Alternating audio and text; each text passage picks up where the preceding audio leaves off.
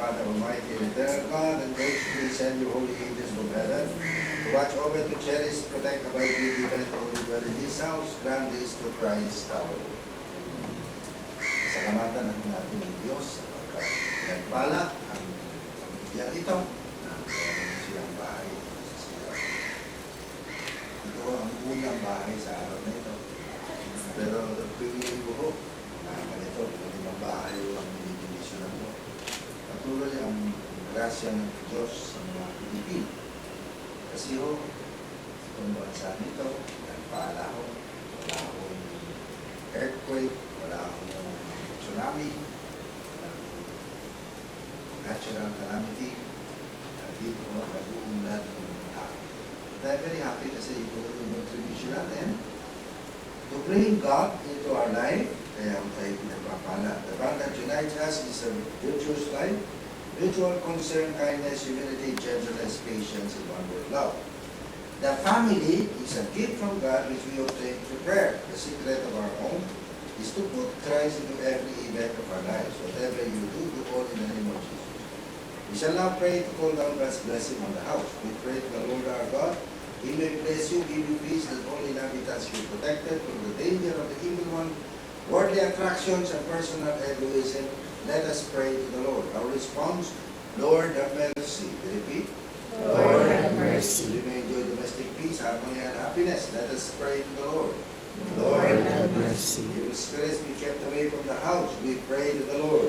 Lord have The mercy. hearts of those who dwell here be open to the needs of others. We pray to the Lord. Lord have The mercy. spirit of love and reign among members of the family. We pray to the Lord. Lord have The mercy. light of faith and of exemplary Christian life shine forth to the neighbors. We pray to the Lord. Lord have The mercy. house may resound with the voices of loving and healthy people. We pray to the Lord. Lord have mercy. The Lord sanctify our work, reward it with abundant fruit. We pray to the Lord. Lord have The mercy. Lord may lighten our burdens and cares and comfort us in trials. We pray to the Lord. Lord have mercy. Glory to the Father, and to the Son, and to the Holy Spirit, as it was in the beginning, now and ever shall be, Lord without end. Lord Jesus Christ, commanded your apostles to pray that peace may come to the neighbor house to them, that we glory. Sanctify the dwelling for it, that this is your blessing and peace. May salvation come to the house. Into the house of chaos may you enter it. The all inhabitants please you by practicing every virtue, so that one day you welcome them to your heavenly home. Grant this to Christ our Lord. We now bless the different parts of the house. We bless this statue, Holy Family, and Mama Mary, and the Bible. As we read on the Word of God, may strengthen us to love you more and serve you better. Grant this to Christ our Lord. Amen. Praise the Lord. The priest will now bless the door. The door reminds us of the words of Christ. I am the door. Christ is the gate of salvation. Bless the doorway so that nothing harmful may enter into it. May always be open for God's sake. Grant this to Christ our Lord.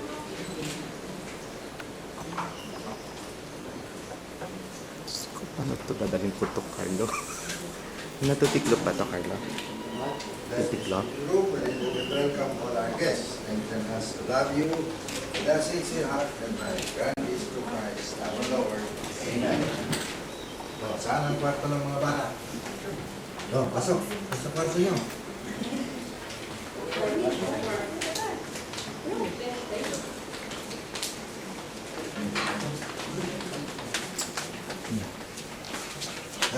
Ito, hoy! Hindi daw niya alam yan. Loving Father, bless this room and these children. May they grow in age, wisdom, and grace before God and man. Grant this to Christ our Lord. Amen. Okay. Saan ang mga bisita? Marco. Ay, dapat bisita. Para maging, ano kayo, prosper kayo pagka balik niyo sa Pilipinas. Ba, ay, paano makakailangan niya sa crystal net? Sige ho, sige ho. Anong video ko dito? Okay. Loving Father, bless this room and this family and all our visitors. May you always guide them in the journey. May they appreciate the beauty of nature and people everywhere. Grant this through Christ our Lord. Amen.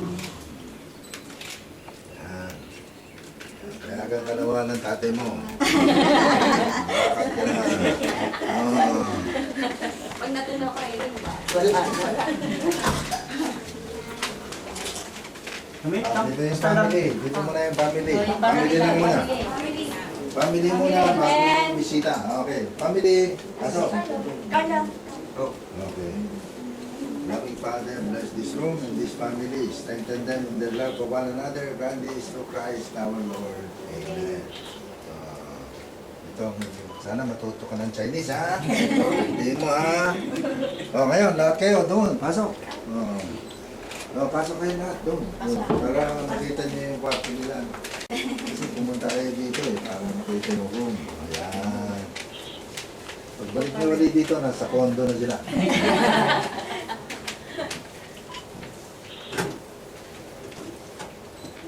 Father, bless this family, this whole family, extended family here and in the Philippines. May we always support one another, encourage each other in joy and in sorrow. Grant this through Christ our Lord. Amen. Yes. Dami ng Uwi natin ng Pilipinas. Uwi natin ng Pilipinas. Ano na tayo? Kitchen. Ay, favorite part ko yun.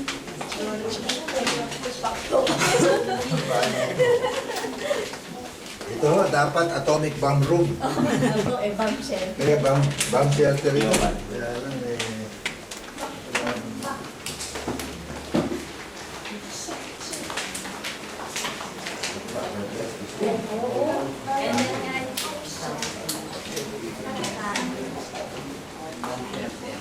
Ito, yung bomb shell.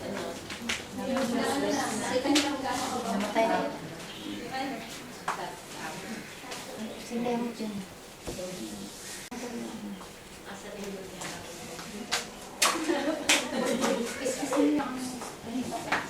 us stand back for this blessing from your only Son, the property of the Almighty, who will take care of it. The perfect is Christ, for our sake, died on the cross, rose again, and just living in the dead.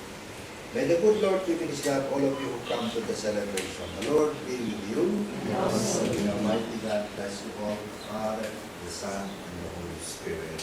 Amen.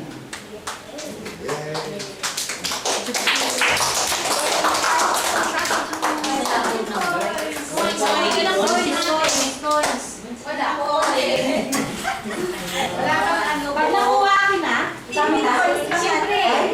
Dalar ka yan, dalar. May dental po yun.